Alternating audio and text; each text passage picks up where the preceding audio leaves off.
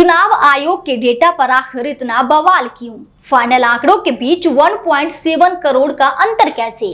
कांग्रेस ने चुनाव आयोग पर उठाया सवाल। नमस्कार, मैं हूं शारदा सिंह और आप देखना शुरू कर चुके हैं दी पंजाब।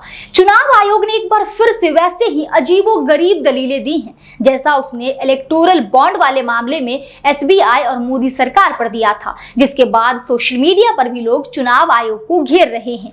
चुनाव आयोग का काम होता है निष्पक्ष चुनाव कराना, कोई जीते या हारे उसे तो सिर्फ चुनाव कराने का काम होता है। पर आज चुनाव आयोग की निष्पक्षता पर गंभीर सवाल उठ रहे हैं। चुनाव आयोग पर भाजपा के लिए काम करने का भी आरोप लग रहा है और जब कोर्ट उनसे जवाब मांग रहा है तो जवाब भी सही नहीं दिए जा रहे हैं। अजीबोगरीब दलीलें दी जा रही हैं। मतदान के बाद आंकड़े भी बढ़ाए जा रहे हैं। ऐसे में सवाल ये उठता है कि क्या ये लोकतंत्र की हत्या नहीं है? दरअसल चुनाव आयोग ने मतदाता की संख्या बताने वाले फॉर्म को सार्वजनिक करने का विरोध किया है। इसको लेकर अजीबोगरीब दलीलें दी गई। चुनाव आयोग ने सुप्रीम कोर्ट से कहा है कि इसकी वेबसाइट पर मतदान की संख्या बताने वाले फॉर्म 17C को अपलोड करने से गड़बड़ियां हो सकती हैं। अपलोड किए गए इमेजेस के साथ छेड़छाड़ की संभावनाएं हैं और इससे अविश्वास पैदा हो सकता है। दरअसल भारत के मुख्य न्यायाधीश DY चंद्रचूड़ और जस्टिस JB पादरीवाला और जस्टिस मनोज मिश्रा की अगुवाई वाली शीर्ष अदालत की 3 न्यायाधीशों की पीठ शुक्रवार को मामले की सुनवाई करने वाली। सुनवाई से पहले चुनाव आयोग ने अपनी बात सुप्रीम कोर्ट के सामने रखी है। चुनाव आयोग ने एसोसिएशन फॉर डेमोक्रेटिक रिफॉर्म्स यानी ADR द्वारा दायर याचिका पर बुधवार को हलफनामा दायर किया है।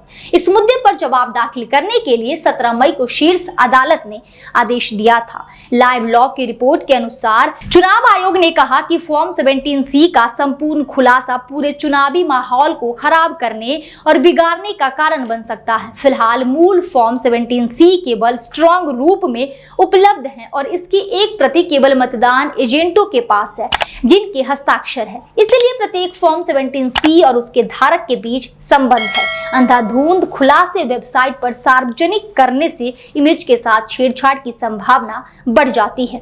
रिपोर्ट के मुताबिक चुनाव आयोग ने यह भी कहा है कि नियमों के अनुसार फॉर्म 17C केवल पोलिंग एजेंट को देना होगा। नियम किसी अन्य इकाई को फॉर्म 17C देने की अनुमति नहीं देते हैं। नियमों के तहत जनता के सामने फॉर्म 17C का सामान्य खुलासा करने पर विचार नहीं किया गया। चुनाव आयोग ने अपने हलफनामे में याचिकाकर्ताओं की याचिका का विरोध करते हुए कहा कि कुल 7 चुनाव चरणों में से 5 पहले ही पूरे हो चुके हैं। अगले 2 चरण 25 मई और 1 जून को निर्धारित है। उसने ये भी दावा किया है कि याचिका सुनवाई योग्य नहीं है क्योंकि न्यायालय ने पहले ही EVM वीवीपैट के फैसले पर धारा 49S और फॉर्म 17C के संबंध में विभिन्न पहलुओं पर विचार किया है। चुनाव आयोग ने एक दलील ये भी दी है कि मतदाता मतदान के आंकड़ों के प्रतिशत में ना तो कोई देरी है और ना ही अंतर है, जो प्रक्रिया में अंतर्निहित है। साथ ही चुनाव आयोग का यह भी आरोप है कि ADR ने 2019 के लोकसभा चुनाव के समय भी इसी तरह का मुद्दा उठाया था, लेकिन एक भी उदाहरण नहीं बताया जहां उम्मीदवारों या मतदाताओं ने उसके द्वारा लगाए गए आरोपों के आधार पर चुनाव याचिका दायर की हो। चुनाव आयोग की इन दलीलों के बाद सोशल मीडिया पर भी सवाल उठ रहे हैं और कई लोगों की प्रतिक्रिया भी सामने आ रही है। चलिए एक एक कर इन्हें भी देखते हैं। चुनाव आयोग के इस फैसले पर कांग्रेस ने भी अपनी प्रतिक्रिया दी है। कांग्रेस के सोशल मीडिया हैंडल से लिखा गया है कि देश में वोटिंग के बाद मतदान प्रतिशत के बढ़ने का मामला गंभीर है। 4 चरणों के चुनाव के बाद लगातार मतदान प्रतिशत के आंकड़े बढ़ते गए और करीब 1 करोड़ वोट बढ़ गए। ये बात लोगों के मन में संशय पैदा करती है और निष्पक्ष चुनावी प्रणाली पर सवाल उठाती है। जवाब मांगते हुए कहा कि ऐसा कैसे संभव हो सकता है? चुनाव आयोग को इस मामले पर स्पष्टीकरण देना चाहिए। हम बार बार कह रहे हैं कि चुनाव देश में लोकतंत्र और संविधान बचाने का चुनाव है और हम इसे बचाने के लिए लड़ते रहेंगे।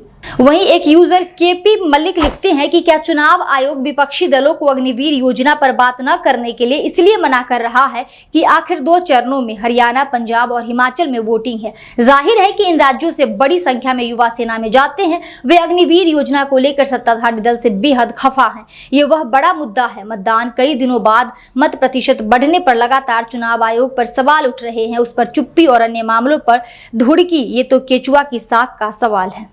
वहीं एक अन्य एक्स यूजर लिखते हैं कि स्थिति बहुत खराब हो गई है, चुनाव आयोग को अभी तत्काल उन्हें जीता हुआ घोषित कर देना चाहिए, नहीं तो कल कह देंगे कि कांग्रेस आई तो सूरज का उगना बंद कर देगी, हवा में से ऑक्सीजन निकाल लेगी। दुनिया में बहुत हंसी उड़ रही है, उन्हें 5 से 10-15 साल जितना चाहिए अटेंशन दे देना चाहिए। वहीं वरिष्ठ पत्रकार प्रशांत टंडन लिखते हैं कि चुनाव आयोग को साबित करना होगा कि वो निष्पक्ष है। इस चुनाव में सबसे ज्यादा बार मॉडल कोड का उल्लंघन नरेंद्र मोदी ने किया है, रोक पाए उन्हें? संविधान और लोकतंत्र की रक्षा करने की बात कहां से मॉडल कोड का उल्लंघन है? शिवसेना से नजीर बना दी कांग्रेस को क्या करना चाहिए? वहीं एक यूजर है प्रशांत कनौजिया, वो लिखते हैं कि एक दिन चुनाव आयोग बोलेगा कि चुनाव कराने से पब्लिक में हुड़दंग होगा, देश में चुनाव कराना संभव नहीं है, इसलिए हम बिना चुनाव के विजेता घोषित कर देंगे। चुनाव आयोग एक तरह से हर मामले में जो बयान दे रहा है वो जनता के विरुद्ध और लोकतंत्र के खिलाफ है। चुनाव आयोग जन विरोधी संस्था है जिन पर देशद्रोही का मुकदमा चलना चाहिए। वहीं एक यूजर है सौरभ, वो लिखते हैं कि ये पोस्ट उनके लिए है जो 4 जून को बीजेपी के जीतने के बाद हम जैसे लोगों से कहेंगे, हम तो पहले से ही कह रहे थे, हम उनसे बस इतना कहेंगे कि तुम पहले अंधे थे अब बहरे भी हो गए हो और अगले 5 साल में गूंगे भी हो जाओगे।